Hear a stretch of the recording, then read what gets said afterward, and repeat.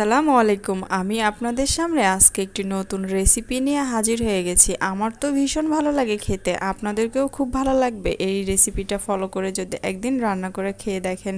আমি আজকে রান্না করব পটল দিয়ে আলু ডিম ভুনা করব। এটা অনেক মজা লাগে এইভাবে, আমি যেভাবে রান্না করছি যদি আমার রেসিপিটা ফলো করে রান্না করেন দেখবেন খুবই ভালো লাগবে। আসলে আমি ওরকম অনেক বড় রাঁধুনি না, তারপরেও আমি ট্রাই করি মাঝে মাঝে একটু রান্না করার, আপনারাও ট্রাই করতে পারেন। আমি এইখানে ডিমগুলো খুব ভালোভাবে সিদ্ধ করে নেব। আমি আজকে রান্নার জন্য 5টা ডিম নিয়েছি। কড়াইতে হালকা একটু তেল দিয়ে আলু পটলগুলো দিয়ে খুব সুন্দর করে লাল লাল করে ভেজে নিব। ভেজে নেওয়ার ফলে এই পটল আর আলুর স্বাদটা দ্বিগুণ হয়ে যাবে।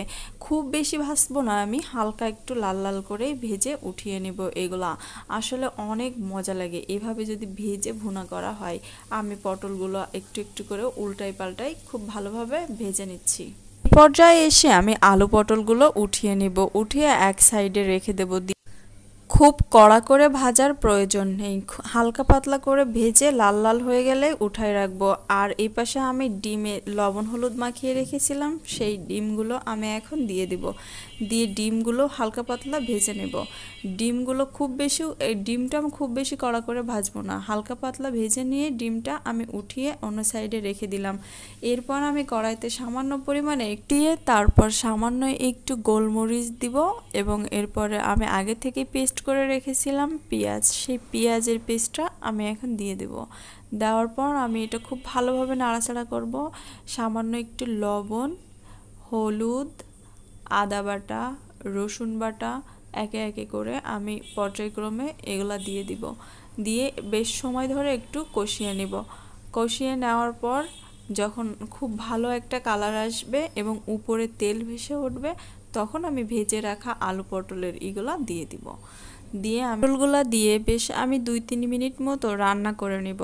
এর পর্যায়ে এসে আমি এখানে সামান্য পরিমাণে পানি অ্যাড করে দিব। এমন পরিমাণে পানি অ্যাড করব যেন এটা সিদ্ধ হয়ে যায় আর এটা খুব সুন্দরভাবে রান্না হয়। আমি পানি অ্যাড করে দেওয়ার পর এটা একটুখানি 2-5 মিনিট জাল করে নিব। নেওয়ার পর আমার আগে থেকে ভেজে রাখা ডিমগুলা আমি পর্যায়ক্রমে এটা দিয়ে দিব। আমার ডিমগুলো দিয়ে দেওয়ার পর আমি আরও একটু 5-10 মিনিট মতো আমি এটা খুব সুন্দর করে রান্না করে নেব। এভাবে একদিন পটল রান্না করে খেয়ে দেখবেন, আসলে অনেক সুন্দর হয়। এভাবে পটল রান্না করলে হঠাৎ করে ধরেন বাসায় মেহমান এসে পড়ছে, মাছ মাংস কিছুই নাই, তখন কি রান্না করব আমরা একটা ভেবেই পাই না, তখন আমরা এই আইটেমটা করতে পারি। রান্না প্রায় শেষের পথে, এইভাবে যখন রান্না করতে করতে ঝোলটা শুকিয়ে আসবে তখন আমি গা মাখা মতো ঝোল রাখবো, রেখে আমার রান্নাটা কমপ্লিট করব।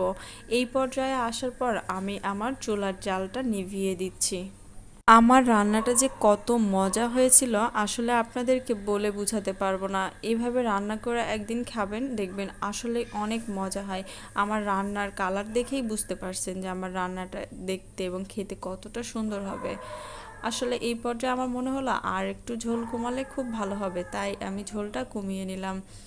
এইভাবে যখন প্লেটে সার্ভ করে কোনো আত্মীয় স্বজন বা বাড়ির লোকদের খেতে দিবেন, তারাও খুব খুশি হবে আর তাদের খুশি দেখে আপনারও মনটা খুব ভালো হয়ে যাবে। আসলে রান্নার সার্থকতাই কেউ খেয়ে ভালো বললে।